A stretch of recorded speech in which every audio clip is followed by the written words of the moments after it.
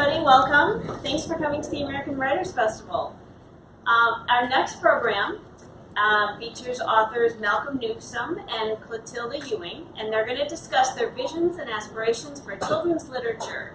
In particular, the ways that they have and will continue to both write and advocate for stories that feature BIPOC characters in settings and narratives that move beyond purely historical and overtly cultural experiences. Malcolm is the author of Dear Star Baby and Sydney's Big Speech, and several forthcoming titles. Clothilde is the author of Stella Keeps the Sun Up, Stella and the Mystery of the Mystic Tooth, and the forthcoming Stella and Roger Can't Wait to Grow Up. Welcome, Malcolm and Clothilde. Thank you, everyone. Thank you.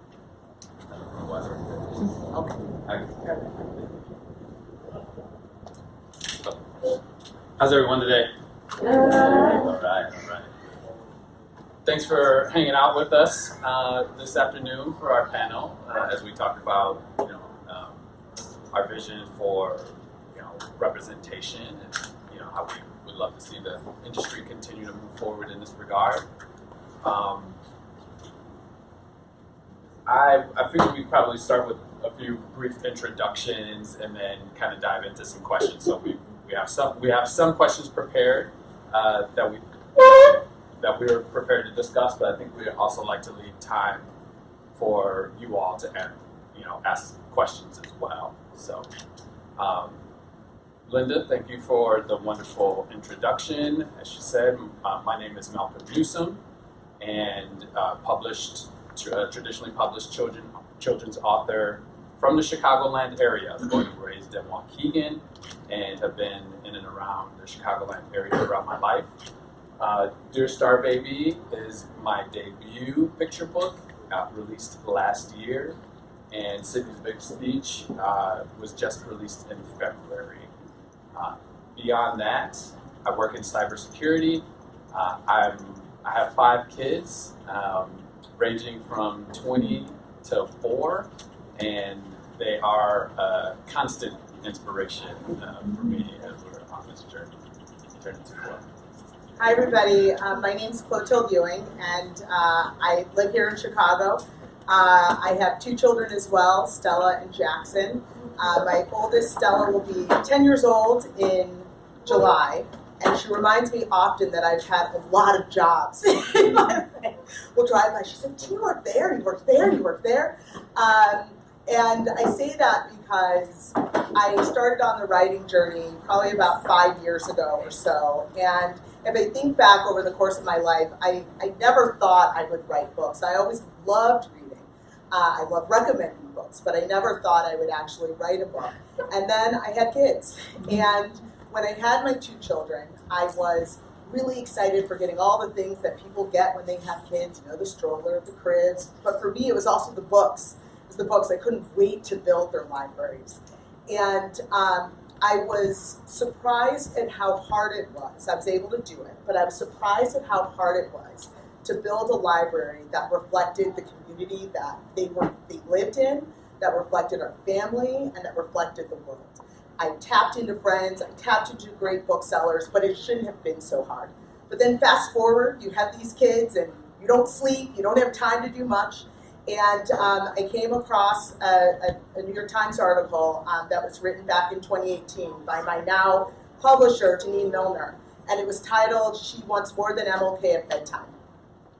And that article really struck a chord with me because it talked about the lack of diversity in children's books. And we've heard a lot about that.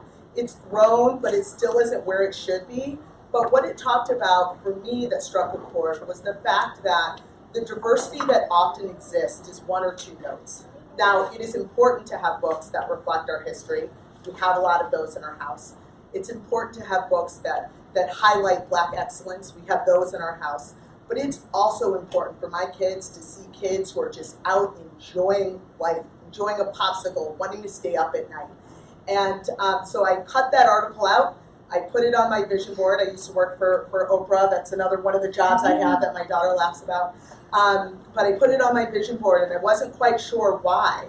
But I kept walking by it and then decided that I wanted to try and start writing, and I wanted to try and bring that joy that I saw in my own kids and that fight for bedtime that I saw in my own kids into the world. And so that is, I hesitate at calling it a job because it is so personal to me, but it's one of the jobs that I have now that I feel really strongly about, and I'm happy to be here and talk to you guys about that. Yeah. And so, kind of a springboard off of that, I know one of the things that we wanted to talk about was that early motivation for beginning writing, and I think if I can have you take it a little bit further, what was it like for you in that very early stage as you were just starting to write? It was and pursue yeah. Yeah, it was terrifying in many ways. I'm really glad in retrospect that when I had this initial idea, I sent a note out to my family and my friends, and I said, this is what I'm going to try and do. And I sent them the article kind of explaining why, and I did that because I wanted them to hold me accountable, because I also think I knew deep down that if I didn't do that, I probably would have moved on and tried to give up. But there was a lot I didn't know. There's still so much I didn't know. I didn't know how hard it would be to write and stay focused and to move on from ideas that weren't going to work. I didn't know how hard it was going to be to get an agent. I didn't, the list goes on.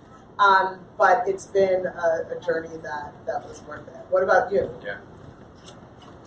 I remember, so this was before I started writing, and which in earnest for me started in about 2019, where I really decided to pursue, getting published. But if I go back early, maybe 10 years prior to that, there was a moment in which, so I was in a new house, and the house that I live in has a pretty big yard, and so I was chopping wood for the first time in my life, and because my house has a fireplace, so we're all excited about it. And at one point, I posted a picture on Facebook, and I said, I might not look like a lumberjack, but I'm having a lot of fun chopping wood or whatever. And it was cool that my dad was the one that chimed in, and it was basically like, you do look like a lumberjack. And so it was that moment where something clicked in my mind, where I always felt like I was fairly progressive in the way that I thought about myself and creating opportunities for myself. But here I was in this moment with not realizing that I had an image of myself, or a limited image of myself, in a way, because I had not seen a lumberjack that looked like me throughout my whole life, right? And so it was a moment where I realized that even in the common images that we see from day to day, those speak very loudly. And what they do is create a sense of what's normal for us.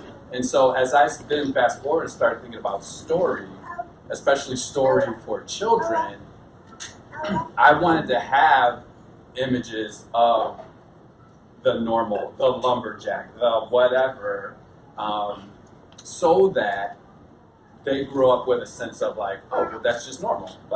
That's just how lumberjacks look. That's just how,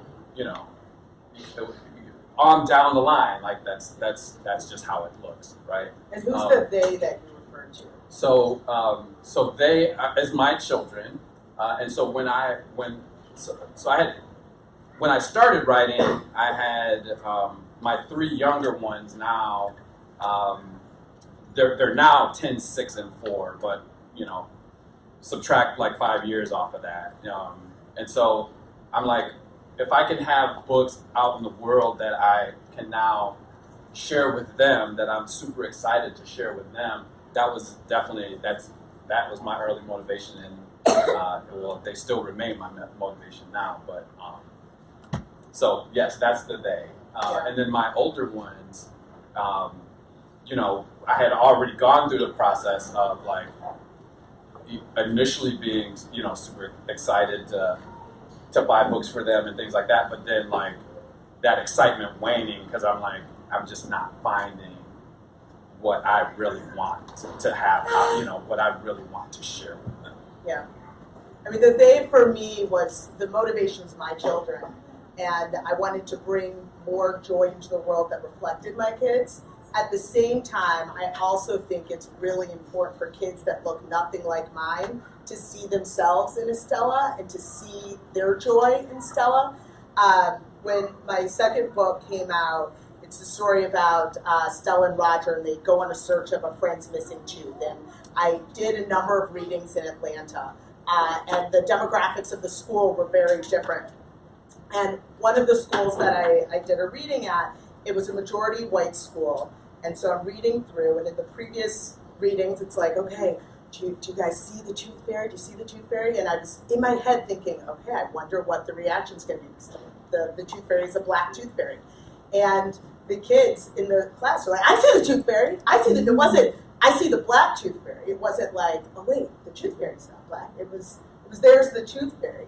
And it seems very simple, but it was really important for me, for my kids to see themselves, but for kids that look nothing like them, to see themselves in the stories, to see themselves in the joy as well, so that it's broad. Yeah, absolutely. And because if we take that a bit further, we all know that our society pushes certain narratives, and they use imagery to do that, right?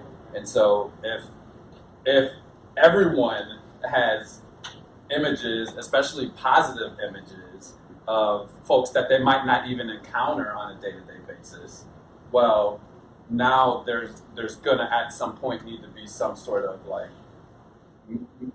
mental tug of war. Like, okay, you're showing me this on the news, but actually, like, I saw a tooth fairy that looks really cool, like the tooth fairy in that book is super funny or kind or whatever the thing is, right? So it's super powerful. It's very powerful in a very simple way, like you said. So your first two books are very different from one another. Was that intentional, or is that just how the publishing world worked for you in terms of like the layout? Yeah. So the intentionality behind the stories themselves is what the thing that I care about is really like at the end of the day, hope and possibilities. Trying to tell stories of hope, trying to tell stories of like what's possible, and the timing it was just a publishing thing, but the stories themselves come from this place of just like what's deeply embedded in my heart, and what I felt like I could hopefully offer to the world. And so, Dear Star Baby, I'll just say a bit about it. It's a super tough. It's a tough topic. It's a topic that really,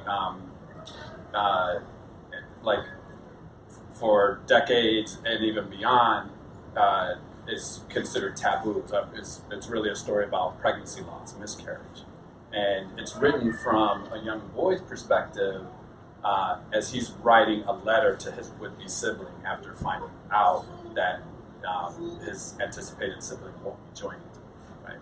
And so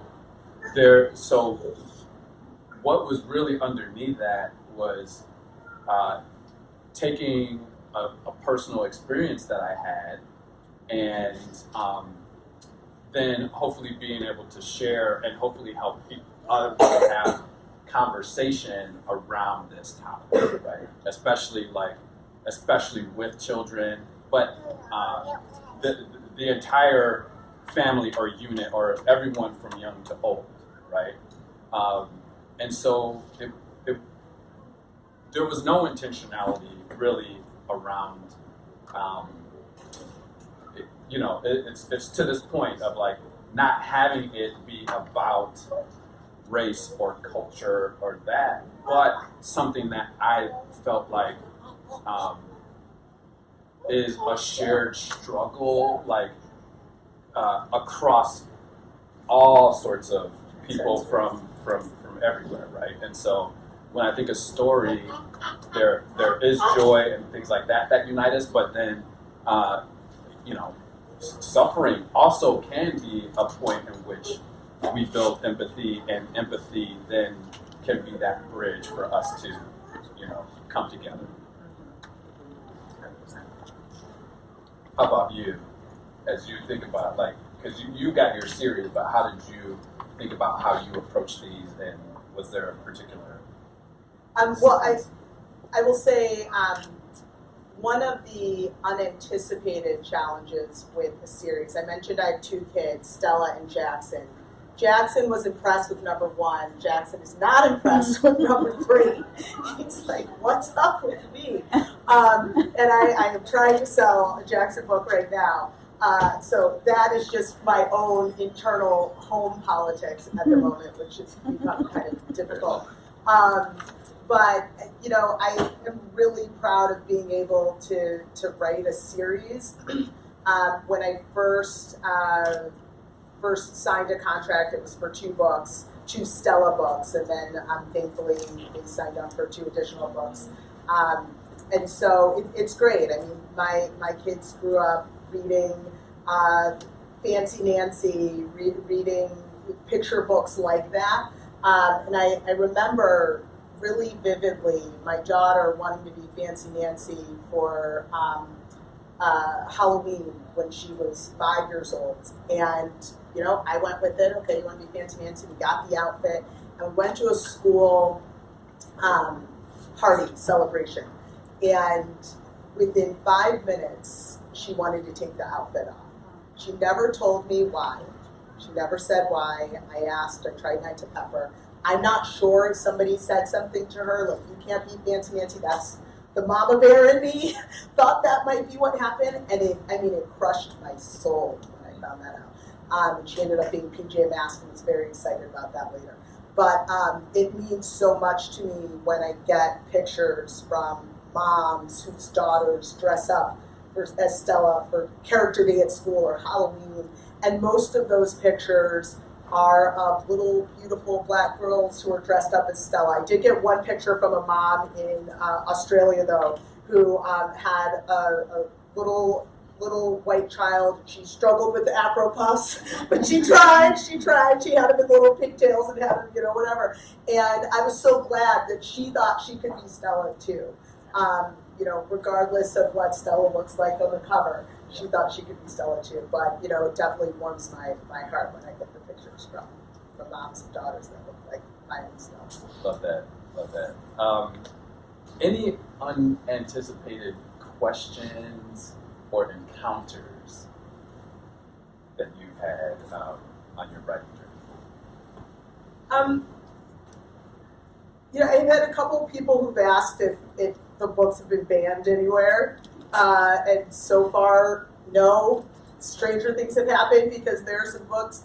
No book should be banned, period. But how certain books and authors end up on that list, I don't agree with. That's probably the only thing for me. What about you? So, one thing that was unexpected for me, which was very positive, and that is after Dear Star Baby released, shortly after it released, I got an email from somebody that has sought me out for a writing project, and because they felt, what they communicated was, you've done so well, like handling such a difficult topic, and we have this series that we're putting together, that are also difficult topics, and would you be interested in taking a look at it? And that was such an important moment for me, because it was I think I've been a part of conversations in the past where it's like, when where folks are saying, like, if you think of me for a panel or for a thing or for whatever it is, like, please don't just think of me for the diversity topics or for the you know, but please think of me for craft related things, right? And so that was that moment for me. Yeah. Where somebody said like, okay, I see what you did as a writer, Right. And I'd love to see what you do with taking this sort of thing further. So I'm pretty sure I'll carry that with me forever on this writing journey. That's amazing. Congrats. Yeah. Are you pursuing a project? Yeah. So that I did do that Okay. that project, and it was a fairly short thing, but I was able to get it done, and we'll see where things like that go in the future. Sorry, that was my mom's Sunday phone call. But she knows I'm in the panel, so I have to call her back. When we're done. What does diversity? So when we talk about diversity, what Yeah. does diversity mean for you, and what do you hope it means for your kids? I hope that my kids recognize the beauty of difference, the beauty of the community that they live in, that the world that they're growing up in. We're very lucky to live in Chicago, which unfortunately is a segregated city, but we live in a more integrated neighborhood. They go to a school that has a lot of diversity, and I want them to grow up in a world and see a world where they truly are able to pursue the life that they're intended to and aren't limited by gender, race, ethnicity, sexual orientation. It's a celebration of all of who we are, to me. Yeah. What about you? Yeah, great. So when I think about diversity or even representation, what I'm thinking about is, we've kind of said it already, the sort of the ways that we can, create new normals, create a new sense of like what's normal.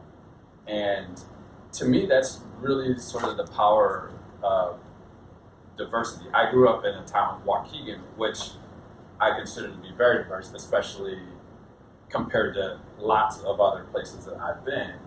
And I often say that like that was the best education for me, because it wasn't just racial or ethnic diversity, but it was socioeconomic.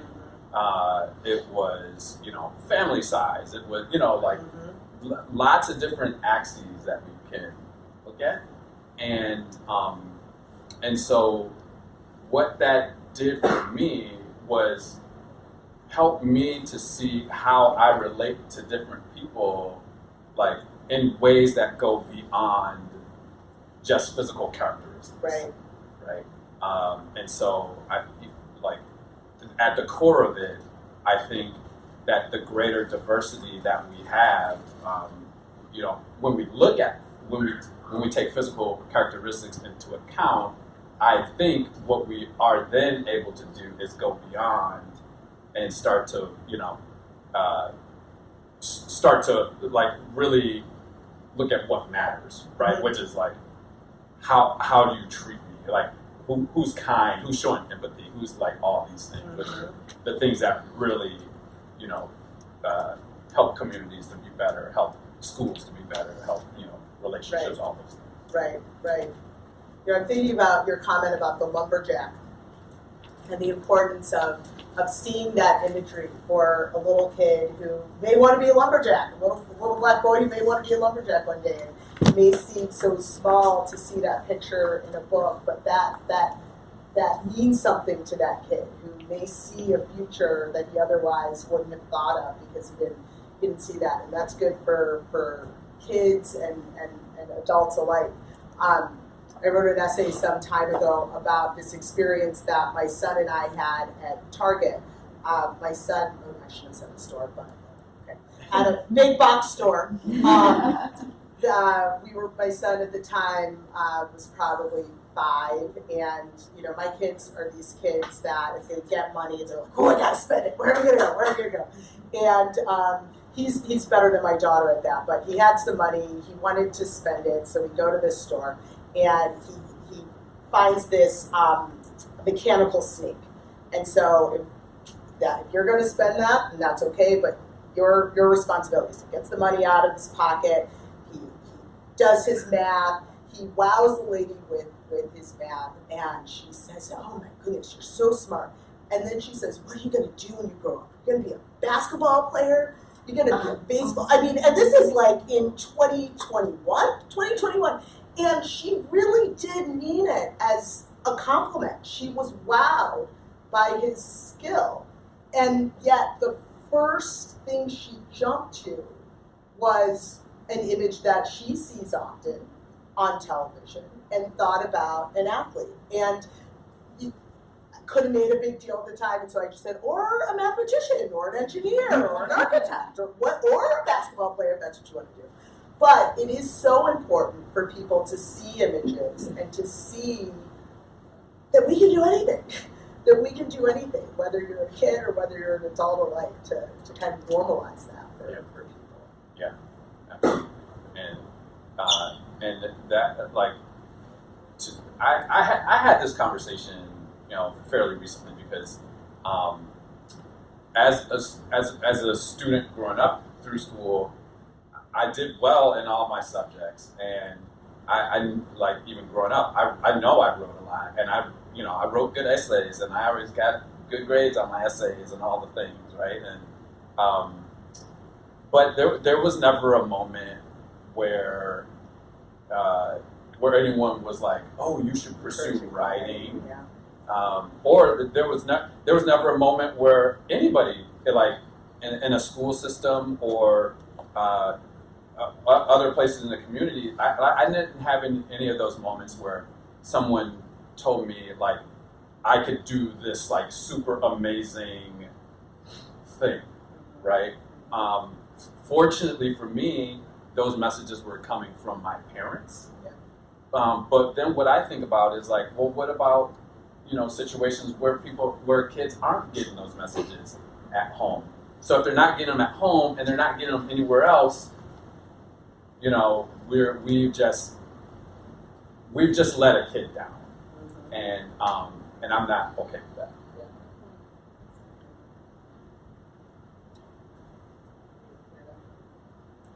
Yeah. So I think we're at about 15 minutes to go. Do you guys have any questions in here before? And we can keep going as well. But if you all have questions, then I want to make sure you get to those. Can you talk about your new project that you just completed? Talk about a new project? Your project, yeah. Okay. So Sydney's Big Speech? Mm-hmm. Yeah, so Sydney's Big Speech just released in February. The idea here is, so the premise for the story, on the first day of first grade, Sydney's asked to introduce herself, like stand up and say her name. She freezes, okay? And she knows what she wants to say, but then the story is about effectively going through the process of being able to get the words out. So she gets a speech assignment that is, what are you going to be when you grow up? And she ultimately takes inspiration from some popular black female figures that her dad shows her. So we're talking about Kamala Harris, Condoleezza Rice, Carol Moseley Braun, Shirley Chisholm. So as we're talking about, like, diversity and representation, it is effectively a story about the power of representation. But like, that's kind of the subtext for me, because it's also about, what we just talked about, the sort of narratives that when somebody is young, often they might get typecast a certain way because of some characteristics or some, like either a perceived lack or whatever, a lack of ability that they might have in a certain way or whatever. So in this particular instance, it's about the fact that she struggles to stand up and say what she wants to say, right? And so what happens often is that, like, well, if people grow up thinking like, well, if this person is shy, if this person can't speak in public, then they might not ever get that, like, oh, you're going to be a great leader someday. You're going to be a great motivational speaker someday. You're going to, right? Because those things require speaking. And so what I wanted to do was cut through that, right? To say, even though things might appear a certain way now, that doesn't necessarily, that doesn't mean that you're excluded from something amazingly great, even though it might require that thing, that thing that people can't see from you. Right? It's a great read. Can you tell me, either one of you, what was your process like for finding a publisher? Process for finding a publisher. Want to take that first?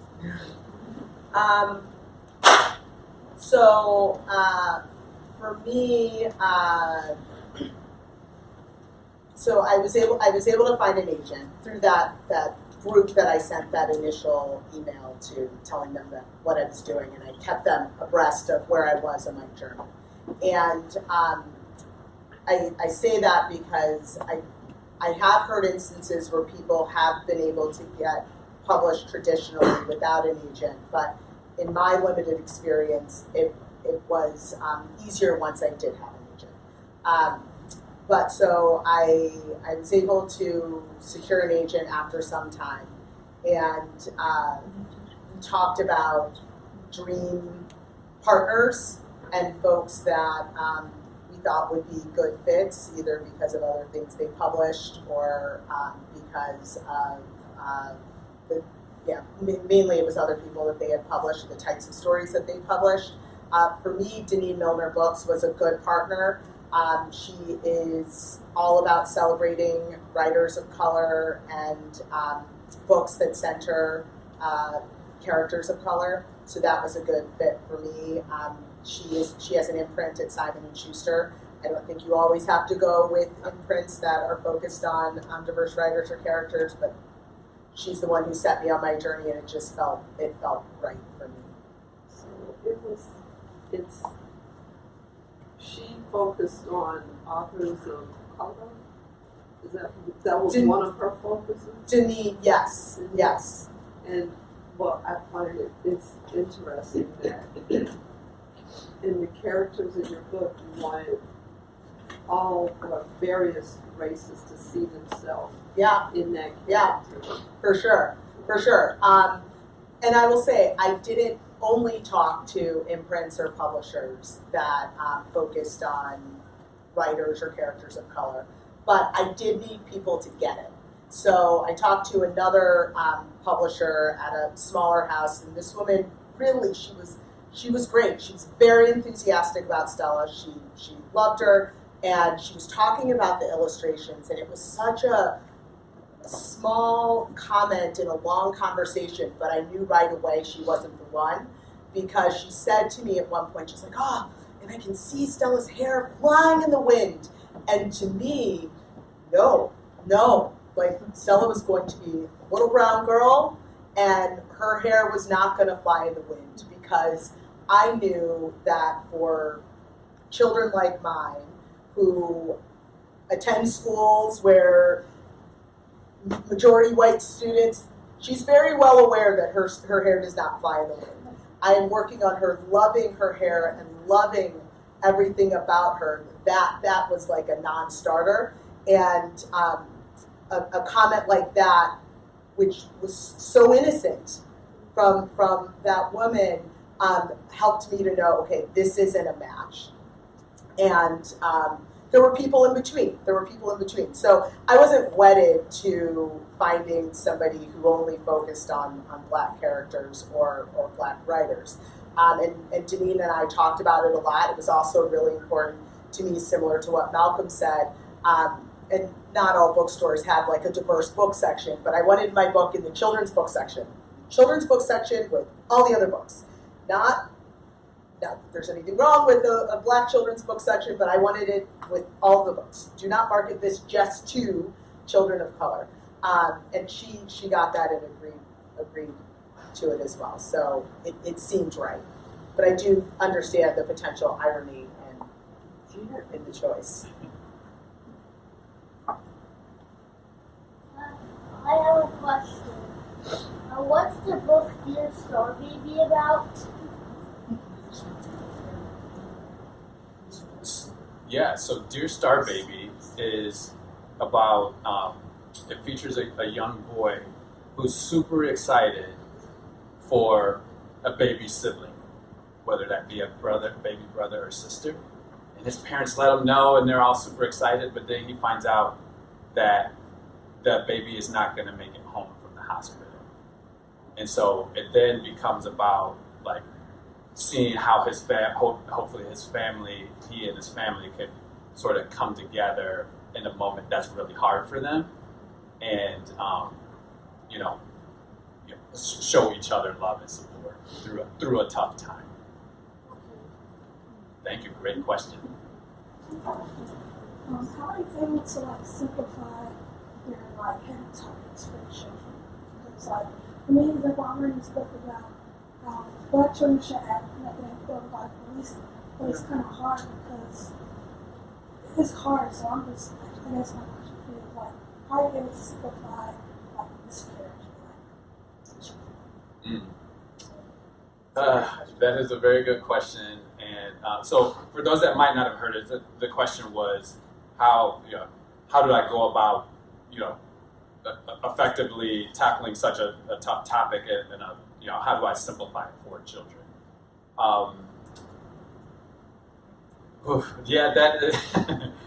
It's so from the I can take this from sort of the craft standpoint, and then also the sort of the like heart empathetic sort of standpoint. From a craft standpoint, I think that what's super important, especially in picture books, is that we center the child, and so when we do that, and we do the best we can to sort of write from a child's perspective, but ensuring that we're not,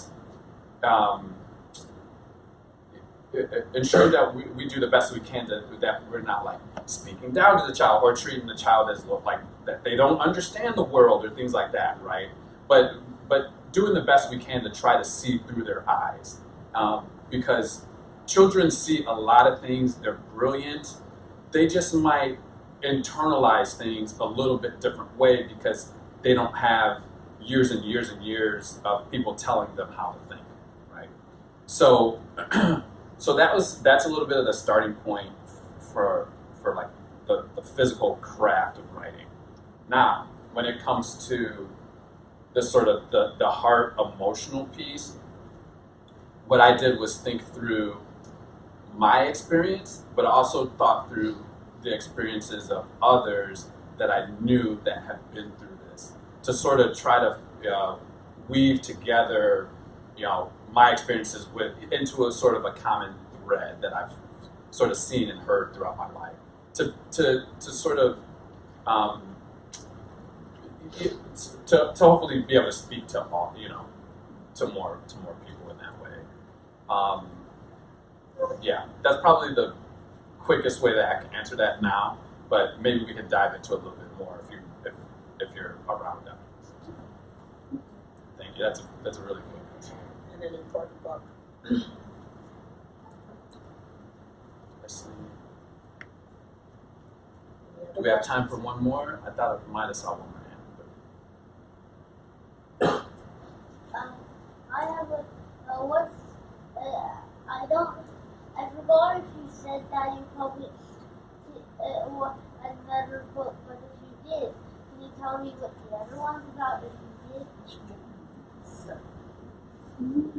Yeah, so for mine or for Chloe? Yours? Mine? Okay. So Sydney, thank you. So Sydney's Big Speech is the other one that I have published so far. And that one is about a young girl who she's, when it's time for her to speak, she gets super nervous, right? Have you ever gotten nervous like when it's time to speak? Yeah, so that's really what it's about. And then she gets assignment to give a speech. So then she needs to, so then it's about the process of being able to say what she really wants to say. Okay. Yeah, great question. You can read it when we're done.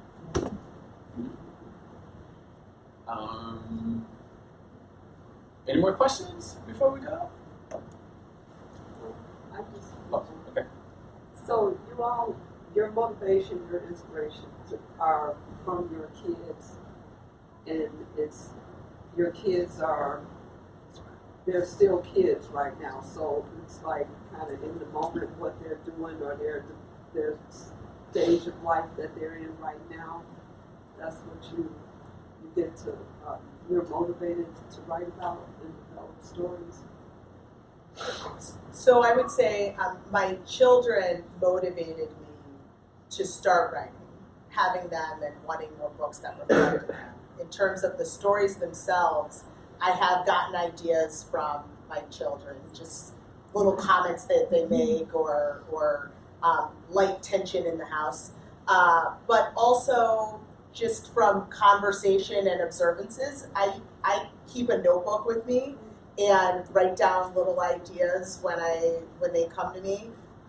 Like I was in a meeting the other day and somebody mentioned their daughter and how she's always dreaming, whether she's asleep or whether she's awake. And so I just wrote down, she's always dreaming. And who knows, like maybe that'll spark a story. One day I was driving my kids to school and we noticed what looked like 100 pigeons camped out on top of a building, and like, why are they there? What are they looking for? Who knows? And so, I've got that on a page, and maybe that'll turn into a story. Maybe it won't.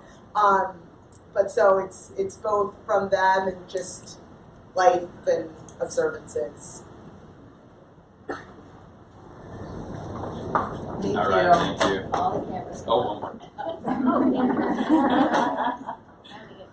Sorry. Thank you. Thank you all.